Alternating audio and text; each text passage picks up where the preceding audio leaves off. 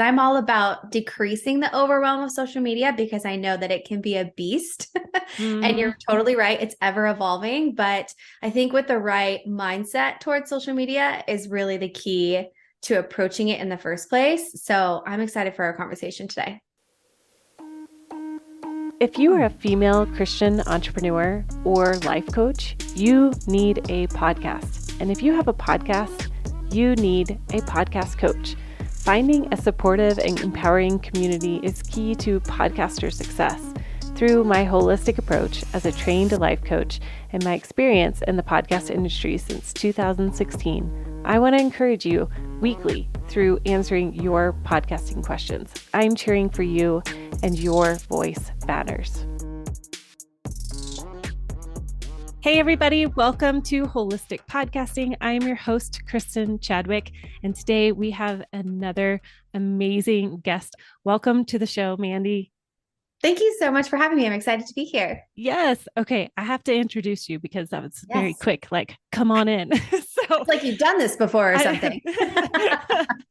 So Mandy Emerson is the host of the Fierce Social podcast. She has been a content creator for over 10 years, right? That's right. Yeah. Yeah. And you guys need to go follow her. Like right now, I want you to pause this episode. I want you to go on Instagram and I want you to go follow her because she has so many tools. She has two Instagrams. So one is the Fierce Social podcast or the Fierce Social Society. There we go. And then her name, Mandy Emerson, because both of those are going to provide so much value for you as a podcaster in your social media strategy. So that is why I invited Mandy here on the show, because Lord knows all of my podcasters need some social media help. And I do too. And I feel like it's ever evolving. And Mhm. so just to have you as an expert on here to help our podcasters is going to be such a great privilege. So thank you for being here. Yes, thank you so much. It's going to be a good conversation because I'm all about decreasing the overwhelm of social media because I know that it can be a beast.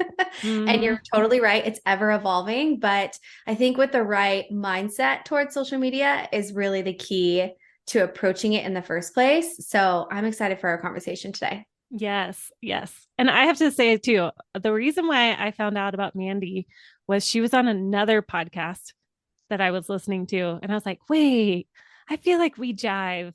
There's a lot in common here. so I Sweet. I love that. so I found your podcast, the Fierce Social Podcast, and started eating it up. And so I first want to start with that of Yeah, you have a podcast. we And do. so with all of my podcasters that are listening, I know it's fun to hear people's story of how they got into podcasting. So Yeah. share that.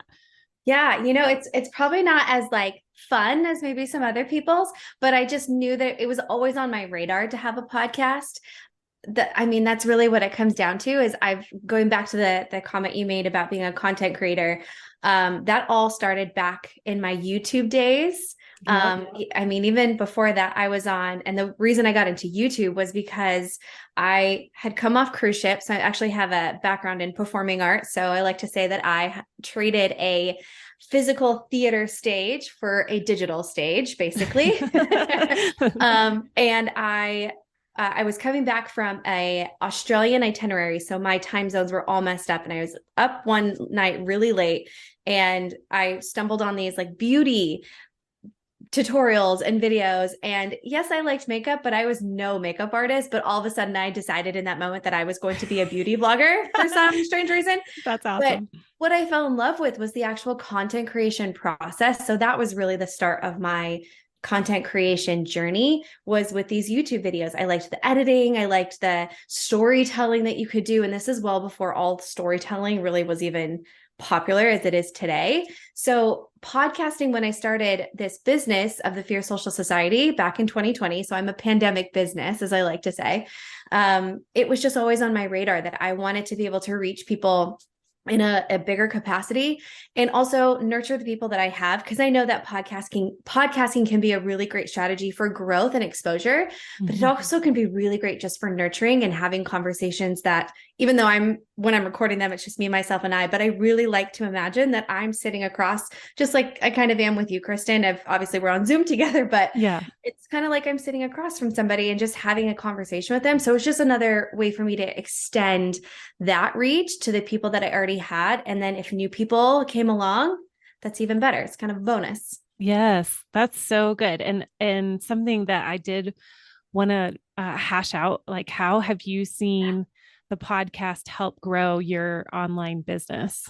Yeah. If anything, it has strengthened the relationships that I already had established from social media. So again, it was just that next level of connection with people. Mm. So it was a lot of my episodes, as much as I want to be structured and organized and like bullet points, and I'm so not that person. I have the title. I have like 3-4 titles that I'm running with today. And it's so conversational, but that's just so my vibe. Like that's my thing. I'm just more conversational. I guess I like to be a little bit structured and have an idea, but go with the flow. So I would actually say that it's been I would actually say the smaller percentage is growth and exposure to new people.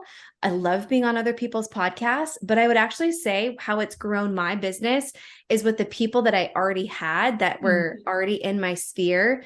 Maybe they were newer, maybe they were just kind of hanging out in the wings. Don't we love those people that they follow us for so long and they're like, okay, I listened to your podcast, now I'm ready to jump in. You're like, okay, great. Yes, totally. So if anything, it's just strengthened those relationships I already had. And that's the most important thing to me as a coach and as a mentor, that those connections are really strong. Yes, so, so true. And this is a conversation that I have a lot with potential podcasters and not yet podcasters, as like I say, and that you're developing that know, like, trust factor. And Totally. it's just another way of really getting into the ears and the space of your listener. That's such an honor and a privilege to hold space for 20 minutes, 30 minutes inside of somebody's brain as they're listening on their AirPods or doing chores and doing all these things. So yes. Oh, that's so good. Okay. So I know my podcasters and myself, we have a lot of social media questions. Yes, so, I'm ready. Here we go. Yes, let's go. All right. So number one question is, what is the best platform? And how would you discover which is the best platform for your audience? Oh, this is such a good question. This is actually such a fundamental question when you are approaching social media for your business, because it very much depends on your business type, whether you're an online brick and mortar service-based, product-based, or maybe just kind of everything in between. But then also, who's your demographic? Because I think we know at this point, some social media platforms are geared towards a certain audience member, whether their age, gender, or even what they're after, what they're trying to learn. So Instagram is pretty universal. So is Facebook. I would say that TikTok is definitely heavy in the Gen Z generation. I would say there's a heck of a lot of users. I mean, it's just trailing Instagram by, I want to say, a few million. And I know people are like, a few million. Well, if you think about it, Instagram has been around since I want to say they were actually the result of a previous recession in 2008, I want to say 2007, maybe. Okay. And they really came to fruition in 2010. So they've been around for 13 years at this point, versus TikTok's only been around for a handful of years, really blew up in the pandemic. So when you think about it, how many users each platform has, and they're pretty close to each other, that's, really saying something. Instagram is definitely a bigger beast in its functionality. And I think it's wisdom. If you were to look at Instagram as a person, it's definitely wiser. It's a little bit more experienced, but Instagram and Facebook are probably the most universal for businesses. But then let's say that you have more of an educational type business where you're teaching things. YouTube would really be a great platform for you, or Pinterest, depending on what you're teaching. If you have more of an entertaining type business where you're providing some kind of entertainment value, maybe TikTok is a good place for you. Instagram's definitely. So I would say Instagram, Facebook, can't go wrong with either one of those for a business. But if you were to tackle another platform, if you wanted to, Podcasting is obviously a really great industry for that because people, I can't even tell you how many people say when I ask what podcast they listen to, and it's always like true crime. It's always something like entertaining or like pop culture. Yeah. Definitely an educational space too, but TikTok might be a really great platform for that as well. But yeah, it really does depend on your business type and your demographic of who you're going after. For instance, too, I will give this example. If you are a brick and mortar and you sell products, Pinterest may not be the best platform for you because it is very educational based, inspirational, right? We go to Pinterest to find outfit inspiration, room decorations. I'm going there right now for nursery themes, right? So it's more inspirational driven and a little bit educational. And yes, you can shop from there, but it's not necessarily known for its shopping feature. If that makes sense, you would want to be on something like Instagram that's turned into a shopping feature, or even Facebook. So again, I go back to, it's dependent on your business type, what you offer, and who you're trying to target. Okay.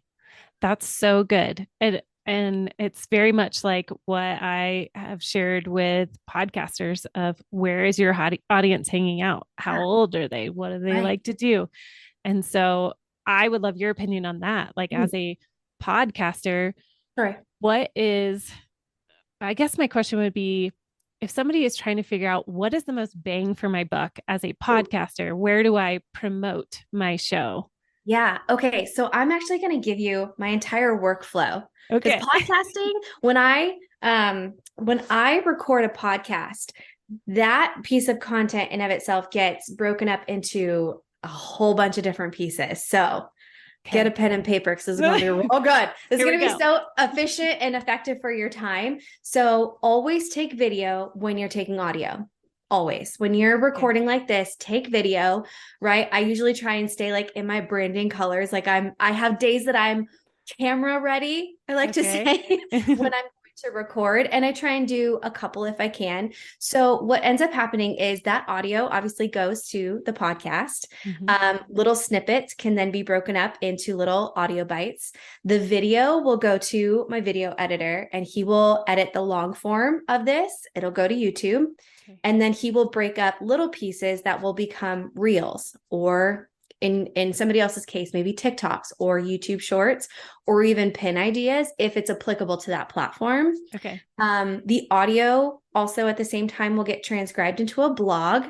If there's little pieces in there that were like, ooh, that's so quote worthy, gets turned into like a quote post or reel. So all of that, I mean, you got reels, you got long form video, you got blog posts, you got written, it all gets broken down and it's all from one piece of content, but you're covering so much. And I like to call it an anchor piece.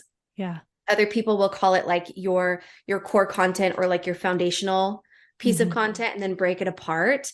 But that's how I will take the content I make for the podcast and break it apart into all these different avenues. And I can't even tell you how much that's reduced my content creation time, because all I got to do is sit down here and create a bit, right, for maybe an hour or a couple hours, maybe in a week, but it's going to take weeks off of my plate of individual content creation when you break it up like that. So that is my current workflow. Love it. So much time. I bet it does. And yeah, again, I keep telling new podcasters, focus on the actual content of your podcast. And that is all you need to do, because this beautiful example of how that can filter down and branch out as much or as little as you want. Like, don't get overwhelmed, but just know that that top piece is your podcast and then filtering it down from there. That is amazing. Thank you for sharing your workflow, because that totally is a tremendous value. So, okay. Work smarter, not harder. That's our motto here. Totally. Work smarter, not harder at all times. Yeah. Okay. So moving in 2023, what are those upcoming trends that you're starting to see pan out and coming down the pipe? Yeah. So on the topic of when you're recording and how you can repurpose that content, really, not only are you being more efficient with your time and your way you're creating, but the nice thing is, while trends like those trending audios, those lip syncs are still popular, they're still effective. What's actually becoming even more, I don't even want to say trendy, because it's well, we'll say trendy because it is coming up in the trends, but what's becoming even more effective, seeing that conversion from a cold or warm audience, is the face to camera talking content. So you're already doing that when you're recording a podcast. You're looking and filming at the same time, and it's just you talking. There's no, crazy filters, or there's no lip syncing. It's just you providing value, face to camera. No, it's not super entertaining in the sense that you're doing like a crazy trick or you're making people laugh, but you are providing value in that you're teaching something, or that you're educating or bringing brand awareness. And that's essentially what you're hosting a podcast for, unless you're just doing the entertainment value, and that's fine too. But a lot of the camera to face to camera content that we're seeing, where it's just somebody sitting down and talking to the camera, that is becoming extremely valuable. And I say trendy because it's what people are leaning in towards, but I wouldn't say it's going to be viral content. One of the things that I like to kind of pop bubbles. I'm going to pop this bubble is, we're not after virality. Okay. Viral content is great, but a lot of the times, if not most of the time, it is not duplicatable. It's not predictable. It's not something that you really can rely on, if at all.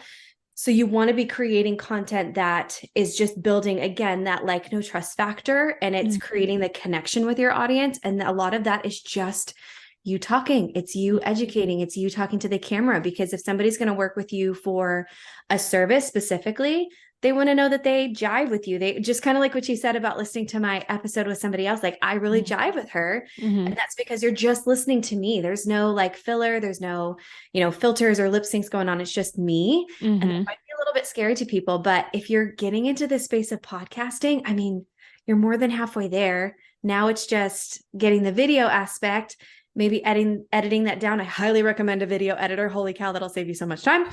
Right. And oh my gosh, I love my video editor so much. Yes. But yeah, that type of content. And we're seeing kind of a de-influence movement where it's less of the like perfectly curated, beautifully put together. I mean, I still love me a good aesthetic feed. If the colors are all correlated, if you're using the same editing feature or whatnot, that can all stay the same, but less of the pure, perfectly curated and more of the real and raw.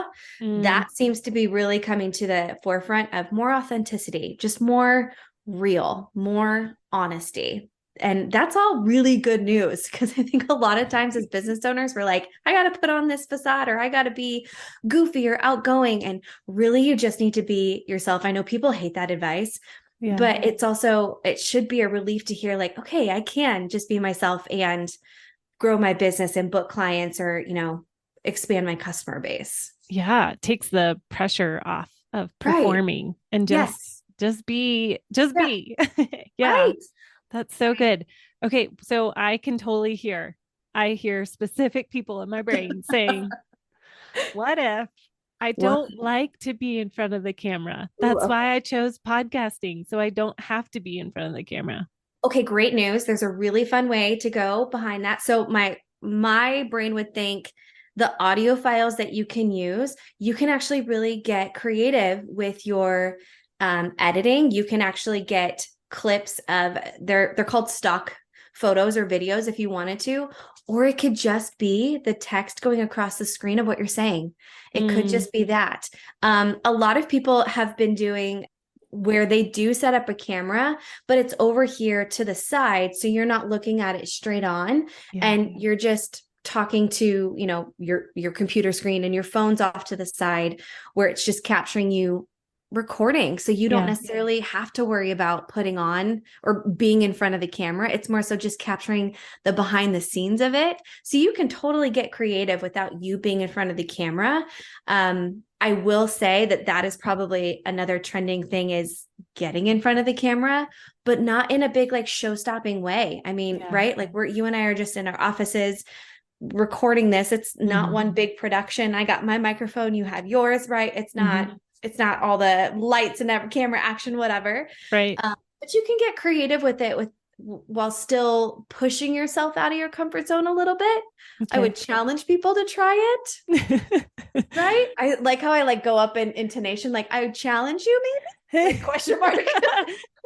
Could you? Would you be willing? Maybe just give it a go. It's a soft lead into that invitation. Yes. Right. I think everybody can do it for sure.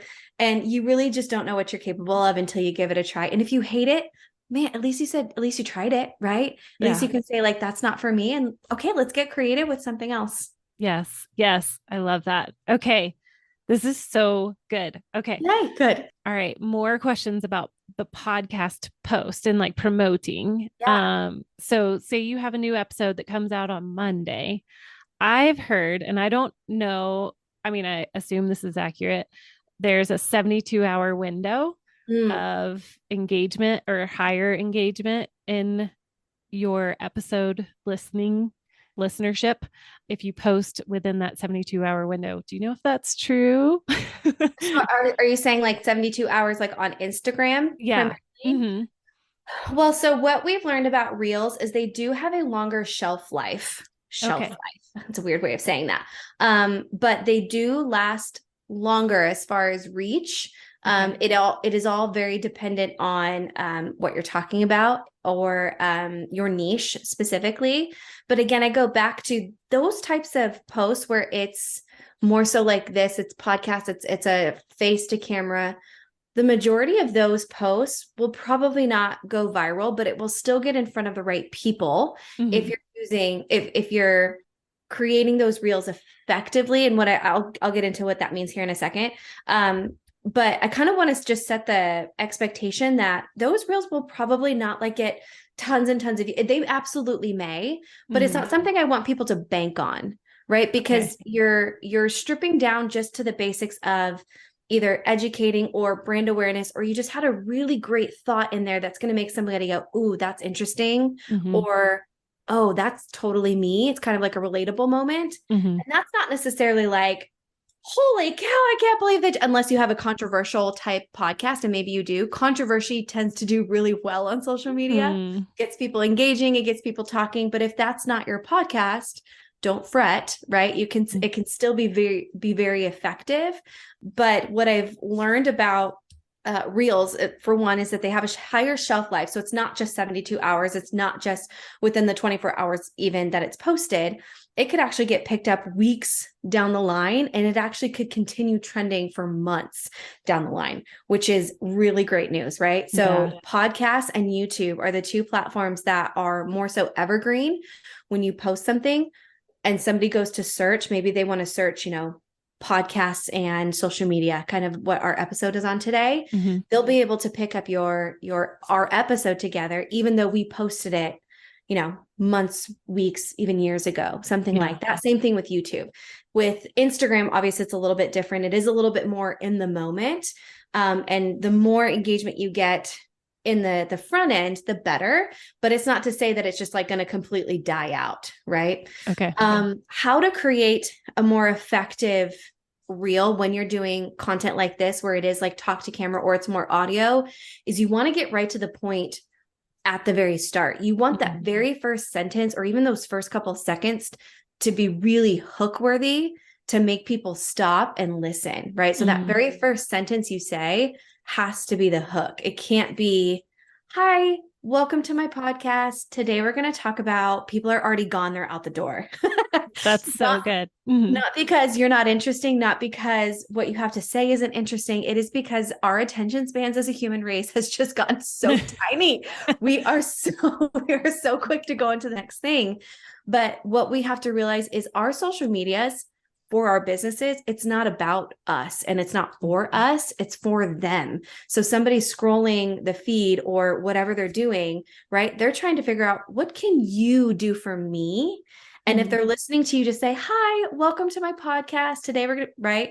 You just made it all about you, like, hi, welcome to mine, instead of, would you like to know more about growing your business using podcasting? Yep. Yes, I would. And I'm going to keep listening. So that very first sentence has got to be the hook, and make it just short and sweet. If you can make it short and sweet, less than 30 seconds, maybe, even better. Yeah. Then the other last thing that I'll say is to cut out any dead space or any filler words where you're saying, which that's okay if you're saying, or you have a pause. But again, we want to keep their attention. Once we have it, now we need to keep it, right? So cutting out any dead space where we naturally are talking and we just have we take a breath or we take a beat. That's okay in podcasting. When it's visual, we want to keep their attention for as long as we can. Keep the dead space to a minimum. So it's just going from one sentence to another, so much so that they would listen to it again, or they would save it to listen to it at another time, or it would take them to your profile to go to the link in the bio to listen to the full episode, and having that call to action at the very end. Listen to the full episode, link in the bio, or comment this word below. I'll send you the link, something like that. But the social media side, especially with Instagram or even Facebook, you just have to keep in mind attention span is tiny. We want to just maximize what we're putting in front of them. Okay. Woo. Okay. I hope you guys are taking notes because I am.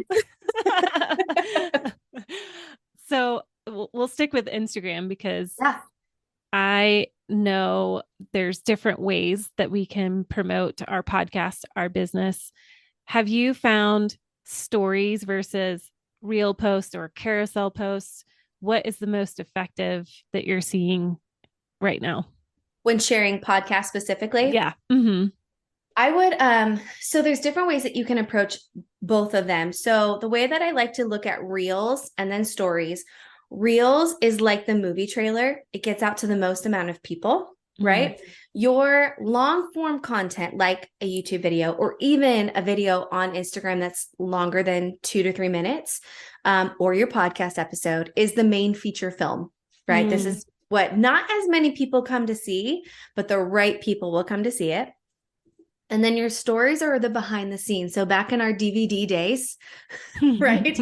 Or even our VHS days, we had to go to the end of the movie to see the bloopers, or on DVDs, they'd have those little sections for, meet the cast or see how the set was made, right? It's the behind the scenes. It gets you more connected to the account that you're already following. So if you think about it like that, there's going to be 2 different approaches. So if we're wanting to promote our podcast on our stories, the best way to do that is with a simple graphic or an audio file, or even a clip that just like this, if it's video, with a link to the episode to make it really easy for them to just click and go over to listen to it if they want to, or even just something within that realm where it takes them to the podcast episode without extra steps.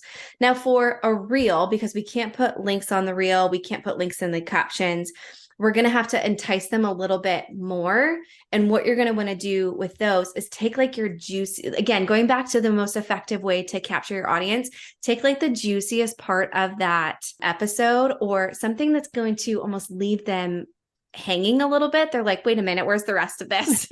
Okay. Right. That they will then take action. Because the hardest thing is when they're watching reels is for them to take those extra steps to go to your profile, to then click the link in the bio, to then go to another app. Most of the time, a lot of people aren't even willing to do that. Instead, have them comment a word that's that kind of opts them in, not necessarily to listen to the full episode, but more so, what do you think about what we just talked about? Or are you, trying to get into podcasting for your business, right? Or comment the word podcast below and I'll send you my checklist. So it's more so getting them to opt in to your sphere than it is to opt in to listen to the podcast, if that makes sense. Yes. And by opt into your sphere is we got to get them to follow us. If these are brand new people, we want to get them to follow us. We want to get them to subscribe. We want them engaging with us and connecting with us, versus on stories, they've already opted in. They've already followed. They're here for the content. So they're here to get more from you, versus our reels, we're pitching to a cold audience most of the time. So we want to get them to opt in the most simple way possible, which is maybe just comment your thoughts in the comments below, or has this ever happened to you? Or do you have a favorite podcast that you like to listen to? Really simple call to actions or CTAs that just get them talking, get them conversating, or to get them to opt in, basically. Okay. Wow. Okay, seriously, I'm like typing out furiously. Good thing this thing is recorded. That's right. I can go back and listen. So, okay, I love what you said, that reels, really thinking about reels as your cold audience. Mm-hmm. Your stories are, they're already in your community and your sphere. Right. So good. Okay.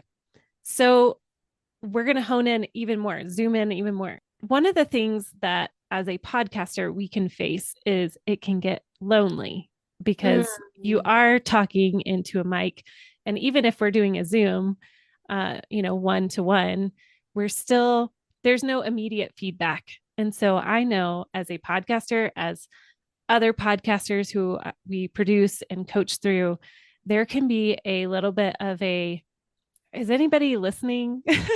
Yeah. So Yeah. I'm always looking for ways to, how do we create real engagement through social media? I know that social media gets a bad rap sometimes, but I swear it's can be such a great tool to engage with our audience.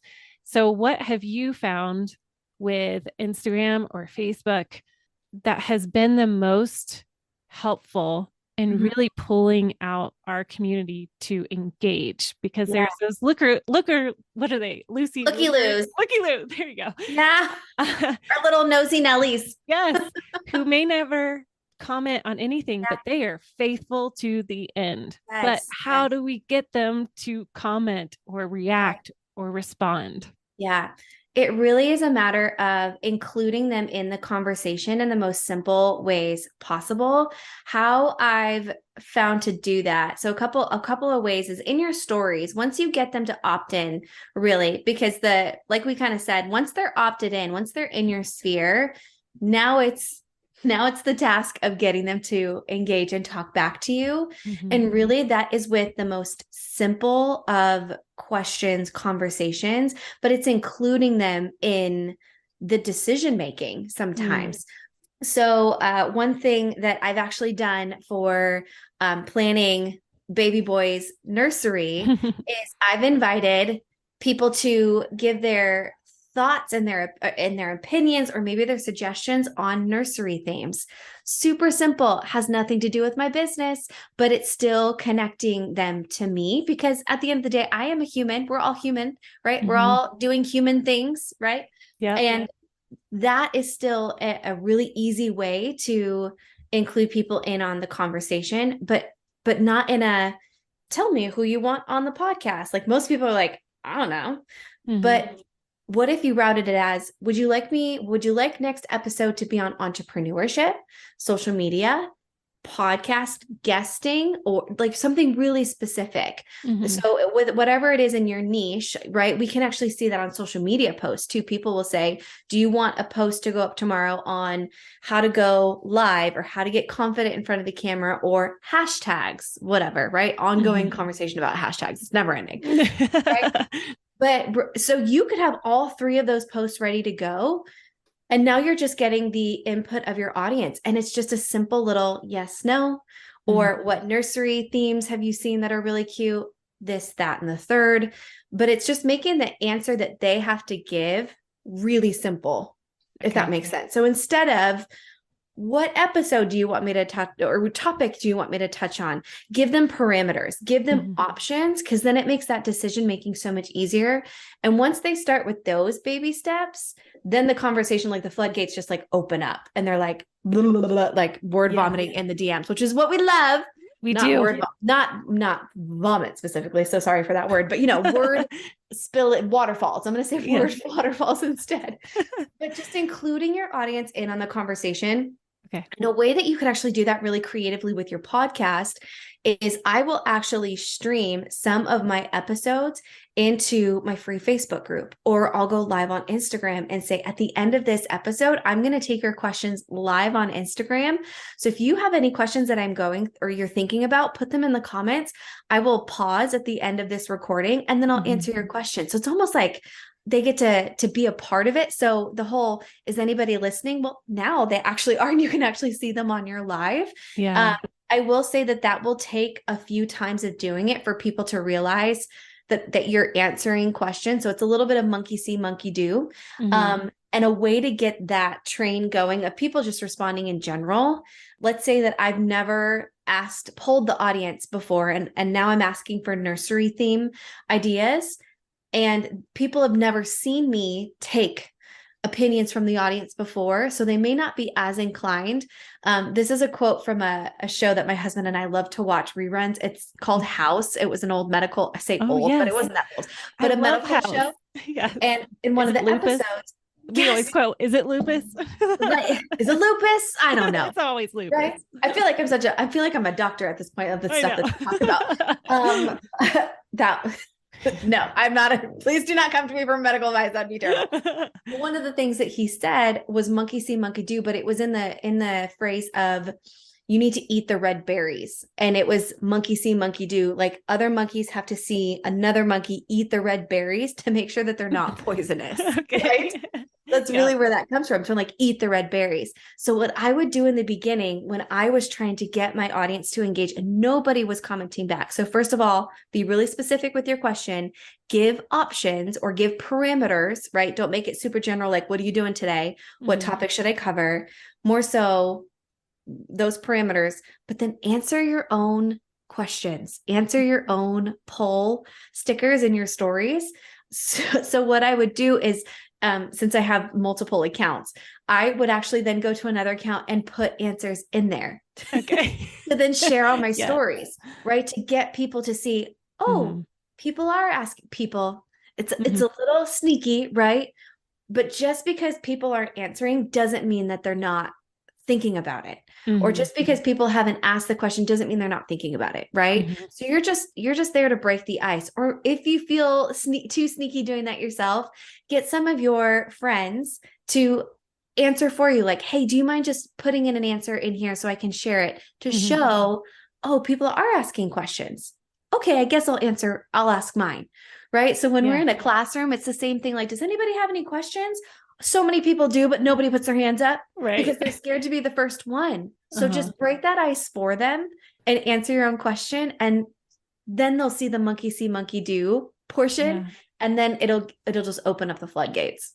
That's so good. Okay. I'm taking that with my Facebook lives. I try to do a Facebook live right after my episode airs, like the next day.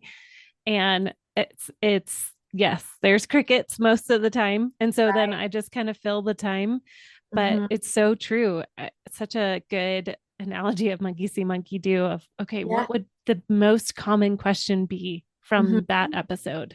So good. Love that. You could even frame that. If somebody didn't ask you that question, because you kind of did it in our conversation today, like, I can already hear people asking. I already know they're going to ask this. So instead you could frame it, a really great question that I saw or that I was asked, even though you weren't asked, you can kind of frame it so that you're not technically lying. And a really great question that I know some of you may have is into that question. Like, oh, I did have that question. Somebody must have asked, right? It just gets them more comfortable in your space. Yeah. Yeah. So good. Okay. Oh, goodness. This is so valuable. I'm so glad. All right. So speaking of questions from listeners, I had somebody ask a great question, and it ties in kind of the 2023 trends and all of social media. And I wonder if you're guessing in your head. What do you think about the new AI help with posts? I think it is incredibly valuable, especially when you're feeling stuck. Or you're feeling uncreative. I've used it a couple of times. I'm like, ooh, I wouldn't have thought about it that way, or I wouldn't have framed it that way. I think it can be an incredible tool, but it will never replace human connection. It will never replace us as humans, period. Right. I do think it is a very valuable tool that, if used the right way, it can be super helpful in coming up with questions or even market research, primarily market research. I have a friend who's in a nonprofit, and she and I are both in the same business mastermind. So most of the people in that mastermind are all business owners. So they're not nonprofit structures. So she was having trouble trying to figure out what a job description for somebody in her industry or somebody in her profession, what it would look like. She typed it into an AI, or I think it might have been that Chat GPT. I know this is the most popular, but I know there's a heap ton of AI systems out there besides Chat GPT. And it like spit out all of these different KPIs or different job description pieces. And it was just so helpful to be like, oh, I didn't even think of that type of thing. So to be able to help educate her to be able to make better decisions for her business. So I think it's going to be an incredible tool for market research, educating yourself, right? Because it's pulling from so many resources. Yeah, I'm interested to see where it's going to go this year, because I think we are just scratching the surface of it. But I don't think anybody has to necessarily worry about this is going to replace me or anyone, because at the end, there's nothing that can replace our complex minds and our connection and our emotions and our feelings, right? AIs don't have any of that, and we do. And there's no way that could ever get replaced. Amen. Amen. Yes. To all of that. I think it is such a valuable tool. I used it in Tailwind the other day because I was like, I'm having a total brain fart and I need help. And it had there's a beta launch in there right now. And I tried it and I was like, whoa, this is so cool. Right. So yes to that. And exactly, nothing's going to replace the human heart. I mean, we are wholehearted beings, and AI will never be a wholehearted being. So yes. Okay. We're gonna end on this question right here. Okay. What is something that you wish most podcasters knew about social media? Ooh, that's a good one. I would say that they do tie together. I think it would go back to kind of what I was talking about with that workflow, that you really can be very efficient with your time when creating your content, of how you could use your podcast to then repurpose on social media. So you're not reinventing the wheel. You're not creating brand new content for Instagram, Facebook, TikTok, wherever you want to be. It could just be your podcast recording repurposed on these other platforms. So it's not as overwhelming as maybe some thought it would be. Like, I got to record here and then I got to do this over here. It can all tie in really beautifully together. It's just getting that workflow in place that it just efficiently runs, and getting the right people to, I think, work for you too. I know that hiring is probably like a whole nother conversation. Delegation is my favorite new thing. Like in business, I'm like, ooh, who can I hire to do this? Yes. Oh my gosh, it's so good. And I know that's exactly why people come to you for podcasting and launching and even management, and then, everything in between. But getting the right people in place, and then just having that workflow, so then you can focus on the other things in your business that only you can do. Content creation is primarily one of them, but then the editing, the piecing together, like that's something somebody else could do for you while you do the other things that only you can do. So it's the work smarter, not harder, being more efficient, and be willing to step out of that comfort zone. Question. Come on, you can do it. I know you can. Change doesn't happen in the comfort zone. Whoever said that, I don't know who did, but just go for it. Just try it. See what you're capable of. That's right. Break through that zone of genius. Exactly.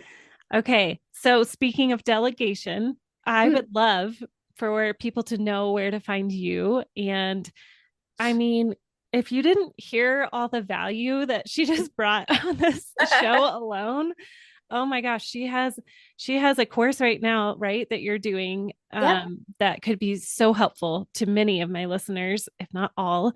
And speaking of that delegation, so I'd love for you to talk about that and where else to find you. Yes. So that is the Fear Social Society. It is kind of my one-stop shop program for using social media really effectively for your business. It really breaks it down in the most simplified ways possible. Whether you are a solopreneur or somebody that has a team, this is going to be a really great program to just get again, work smarter, not harder, most effective and efficient tools that aren't super complicated and overwhelming. And it does come with a community, because you just can't do stuff. You can't do this alone. You can't do podcasting or entrepreneurship, business ownership. Like that's hard. Even being a mom, as I'm going to start to step into that this summer, you can't do it by yourself. It takes a village. So that is all wrapped up into one beautiful program. All of that information, along with a few freebies. I do have my best freebie is 25 real ideas for your business. It does not rely on trends. It does not rely on, any audios or lip syncing. These are things you can make right now in your business. So those freebies and more on my program of the Fierce Social Society is going to be in the link in the show notes, which is just thefiercesocialsociety.com/podcast. Awesome. Thank you so much, Mandy. Yes. You are a gem and just a delight to have on the show. And I'm sure I would love to have you back on maybe in like 6 months or a year and just hear the latest. So thank you so much. I would love that. Kristin, thank you so much for having me. This is such a good conversation today. So thank you again. It's been a pleasure.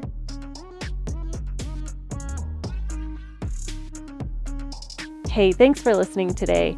I hope that you feel encouraged and inspired to launch and grow your podcast. And speaking of that, I want to personally invite you, if you are thinking about starting a podcast or you're thinking about growing your current podcast, I have an amazing opportunity coming up in the middle of April, inviting you into our podcast bootcamp. The first one is for new podcasters who are looking to launch and create their brand new podcast. And the second is going to be for current podcasters who want to grow and monetize their podcast. Come check it out at www.kristinfieldschadwick.com, or you can find me on Instagram and send me a message and that you want to know more.